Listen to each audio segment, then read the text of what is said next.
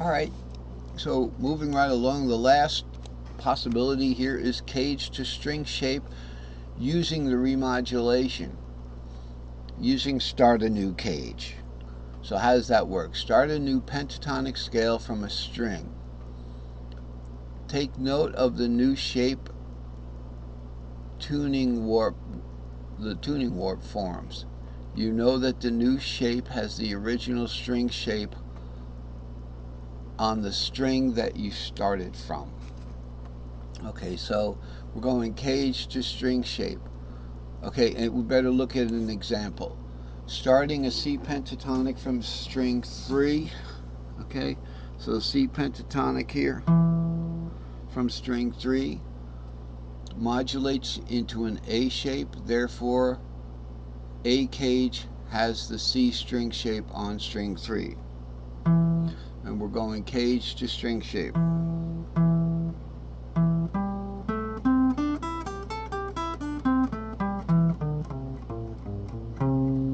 Okay, so you know that A has a C string shape on string 3 because when you started the C string shape, that's not totally obvious to me, but we have to move along. That was what it was. Sometimes I just don't get it until I immerse myself in it, but that's the other way to go from cage to string shape using the start a new string shape method.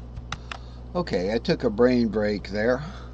So this is, and realize this is essentially a derivation. It's deductive logic. If you wanted to do this for the first time, and you started, say, an A string shape or something on the 3rd string, so you know you're going to be starting an A cage there, so you do the pentatonic to make it easier, and it double warps, because see, A's already warped into A, all right, or else everything on guitar would be.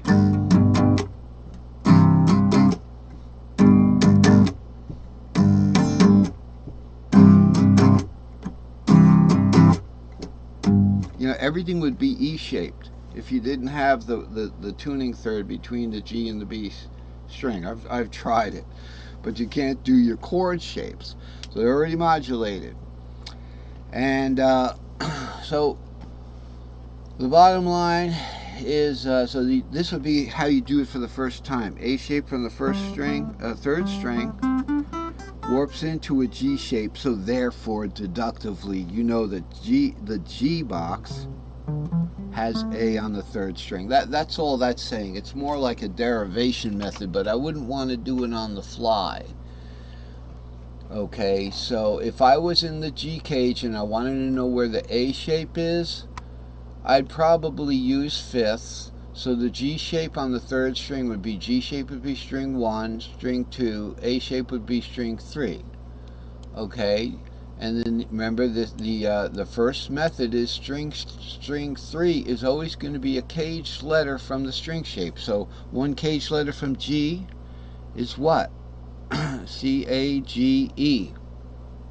Okay, oh, that's string shape to cage. Here's cage to string shape. It's the opposite. So it's going to be the next pentatonic letter. Okay, so on the A, the A on the 3rd string is going to be in the G cage pentatonically. See, next pentatonic letter from the cage. So we were on the, we were looking over here. The cage is A. The next pentatonic letter for A is the C string shape. There it is. So that works. That's a better method I would use to find out what's cage. I mean, knowing that the string shape was 3. Okay, so I think I did it backwards there, but we have to move along. We have to let go of some things. And here's the unmodulated. Here's your unmodulated patterns here. Okay. So these are, and then they get modulated into the actual, cages, if you will, the chord patterns, in the cage system. But we've got something even better for you today. and that is I've done a new set of cages, long cages, modal cages, or I'm working on it. So let's move along for a minute here. Hey, that's interesting. Alright, so really this is like my short-term memory challenge here. We talked about 296. We've got in this is 290 for long pattern cages, tri-modal. So we're introducing now a new set of cages.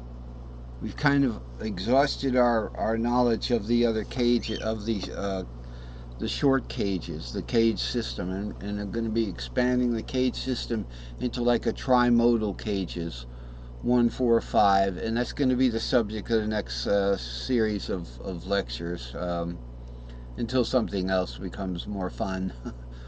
So we have a 38 fret extended virtual fretboard there for this, and we have the Diatonic Caged Tri-Modal. Now what does tri-modal mean?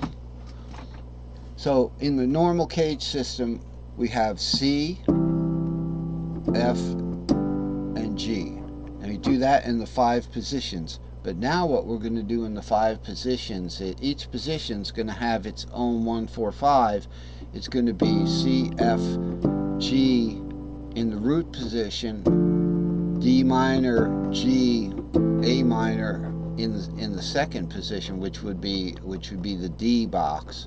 The E box is going to be E minor, A minor, B half diminished, and we're going to have an F box. It's going to be an F cage. It's going to be F major, B half diminished, and root major. Okay, then the G is going to be G, C to D minor, and the Aeolian box, which would be the 6th box, is going to be A minor to 2 minor, 6 minor to 2 minor to 3 minor. Okay, and then back to root. So root is going to be the only one that's 1, 4, 5, but I'm going to do a chart that has both the 1, 4, 5s in those positions. What are those positions I'm talking about? I'm talking about the longer shapes if we had, say, the fret nut here. So you have the fret nut here, and kind of thing. We can't play any past that, any further past that. How do we do that? We do the long patterns, you know.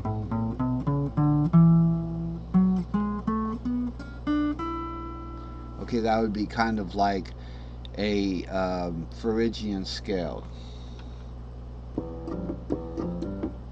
Phrygian scale. Oh, that's the E scale. That's the E. That's actually an E Mixolydian scale, which is in the key of A. You know, and it goes.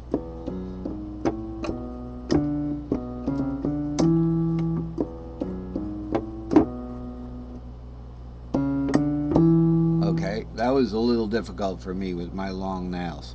Sorry about the mishit.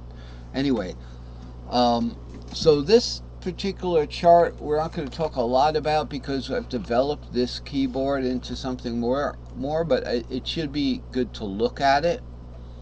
Okay, so for here we have the normal fret nut, that where your low E is. This is in root C, so that low E becomes the 3. I'm tuned down here, and notice I've added in the actual roots.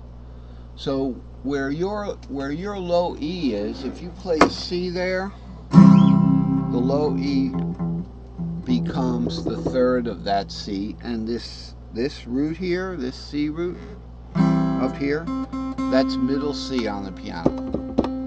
Okay, so I've actually labeled those roots. So up here we've got root +1.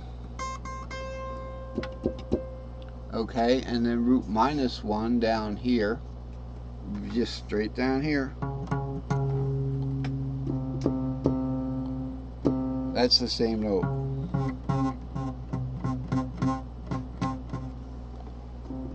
Okay, so yeah, just dampen that frequency down a little bit, right? So these are the new